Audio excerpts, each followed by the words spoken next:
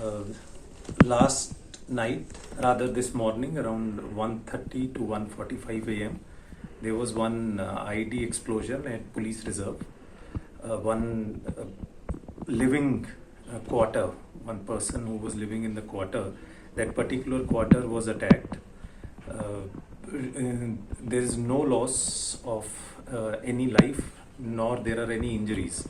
But there is a loss of property. We requisitioned the bomb disposal squad, crime scene unit, and other required things from our police headquarters, Shillong. So far, that is it from my side.